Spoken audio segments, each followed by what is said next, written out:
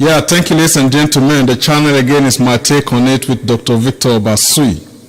So today I'm going to be talking about the issue that's spreading right now like wildfire, and that is the President of the United States addressing some African countries as a shithole.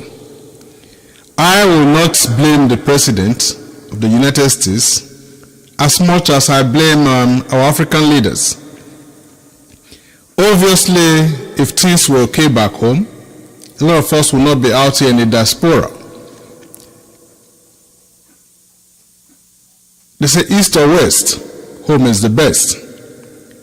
Home needs to be okay for Ross to completely disprove that terminology that he used. As much as I disagree with it or with him, because I believe by virtue of his position there are better ways to pass the message across rather than being rather obnoxious.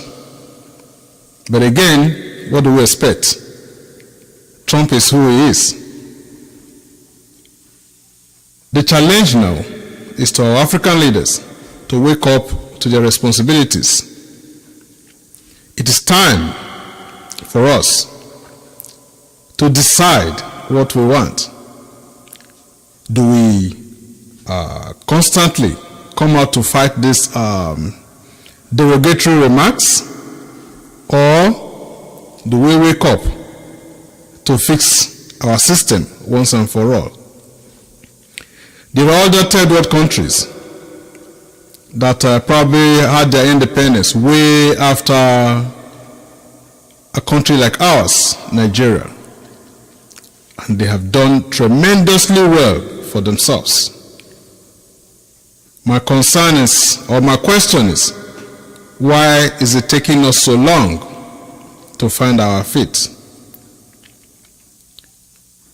Recently we had the case of Nigerians and other African youths being sold as slaves in Libya. As if that was not bad enough, we still have African leaders sitting on the chairs and ignoring the fact that our youths are becoming more desperate every day for greener pastures. Why should a shipload, a boatload of African youths capsize in the deep sea, and tomorrow we have another set embarking on the same mission? One will think that there must be something pushing this. Of course, we blame those guys that go home to give these people wrong information, collect money from them, promise them jobs when they get to Europe, when they know that they don't have the means to take them across, to cross the Mediterranean Sea. They don't have the jobs to give them there. Yet, they go home and collect the little funds that these people have. Sometimes they have to sell their properties. Parents have to sell their houses, sell their lands to pay for this mission, thinking of, or thinking that there will be hope for the family once that child crosses into Europe and starts walking. Most times, it doesn't work that way. It's even worse for families that had to borrow money. They had to swear oaths with ridiculous interest rates to pay back. So they expect the child, as soon as you get there, start working, remit money home so they can pay off these loans. Most times, those loans, we all know how it goes. So out of desperation, you find the boy is forced to do whatever he can do to make sure he gets the family out of trouble back home. The girls are the same. Today we find in Europe, we have Nigerian girls doing prostitution everywhere. Some of them are not even up to 15 years old. Parents are sending their kids out of desperation to see if the child can make a difference in their lives. In the same country where people cannot afford 3 square meals, you have those that live exorbitant lives that even the royals cannot afford in the Western world. If these guys were doing this based on funds that they sweat for, it's a different ball game. But when people vote you into power and you sit on the funds, you siphon it to bank accounts in the Western world,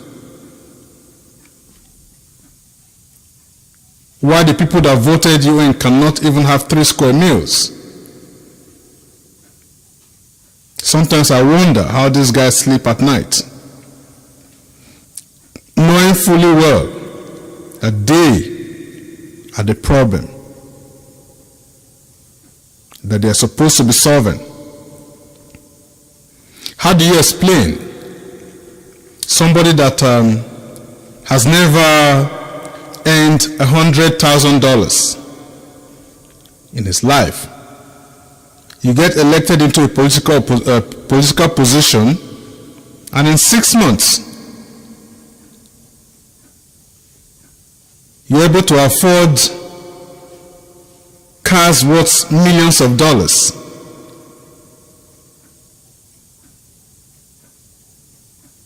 Without remembering that people voted you into power.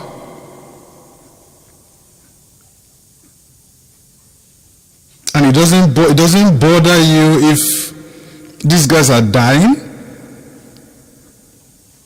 What kind of human beings are we? What kind of heart do we have? One wonders how mean we have become to our fellow human beings. As a child growing up back home, I remember how the communal lifestyle was. One parent is taking their kids to school. If they find other kids on the same route going to school, the person stops, picks all the other kids in his car, takes them to school. There's no charge for it. And other parents do the same thing. When did we develop this selfish interest that stinks? How did we get to this point? Your neighbor does not have food to eat, and you build 20 houses. You're building an estate, and you know your neighbor doesn't have a roof over his head. Has it become a crime to vote people into power? And to the electorates, I think as much as I blame the leaders, I also blame the electorates. People should wake up and start voting with their heads. I think we've had enough of this issue of voting based on sentiments. This person is not from my village, I'm not going to vote for him. You don't care if the guy from your village has what it takes to lead or not. This person is not a Catholic. I'm not going to vote for him because I'm an Anglican.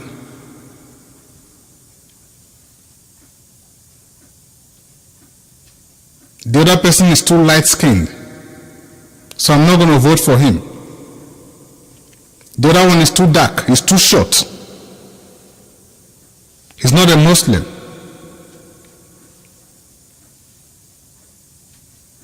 So you vote based on sentiment instead of credentials. You vote based on who will give you money today to vote for him. Then 1 year down the road, you're crying that the person is not delivering. Of course you ate your vote already. The day you collected money from any of the candidates to vote for them is the day you sold yourself out. That is the day you sold yourself out. So when the person fails to deliver, you keep your mouth shut and don't complain. When somebody has 4 years tenure, 4 years is not 1 day. You think, we have to think before we vote these guys in. The saddest part of it is when you have somebody that fails to deliver after 4 years and people still voting but who know her back. Are we so hungry that we don't even think anymore?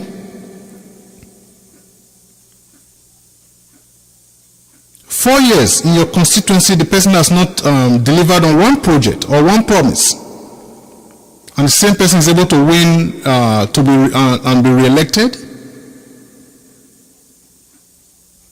How is that possible? It doesn't make sense. To me, it doesn't make sense. So we have to fix this problem. Our youths seem to be more particular about what is happening in Premier League.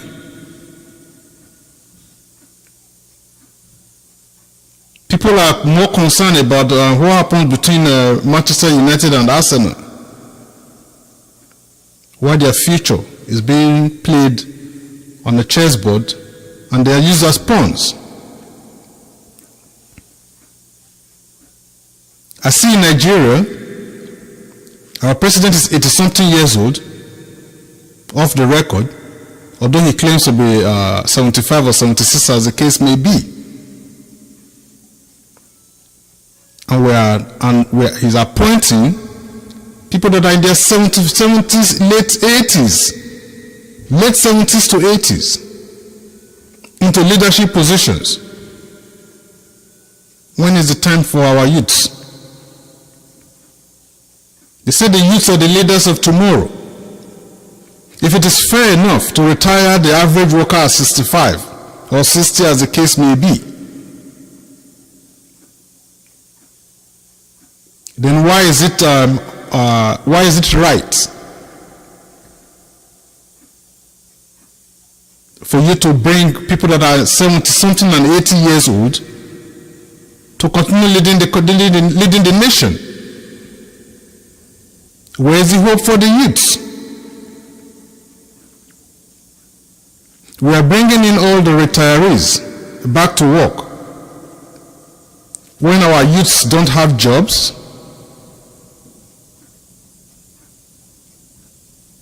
We don't have There's no power. There's no constant water.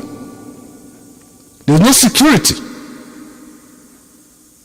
You can't even get the foreign investors. You cannot even guarantee their security. So how are we going to get out of this situation then?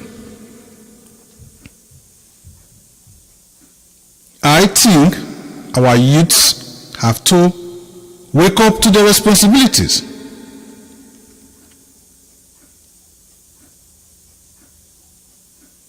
Get your priorities right. I'm not against the youths putting all their energy into what happens in the Premier League. But get your house in order first. It's very important. It's even more important now. We can't afford to fold our hands. It is time to ask questions. It is time to participate in the politics of the day. Time we understand what is going on and what we can do to make the desired changes. Until we do that, we're probably going to just continue where we are right now and we'll go around in the same circle. There are other African countries that are making a huge difference. Look at Kenya. Kenya is using their youth and they're making progress. We in Nigeria cannot fold our hands and watch our ancestors lead us.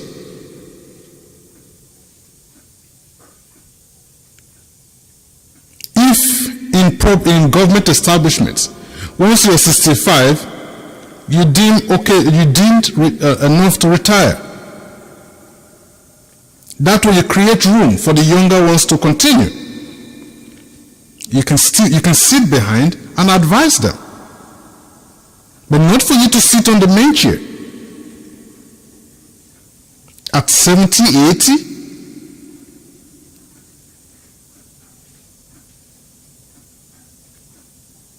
I don't dispute the fact that you can be 80 and your brain is still very active. True. But nature tells us that as you age, there are so many things that will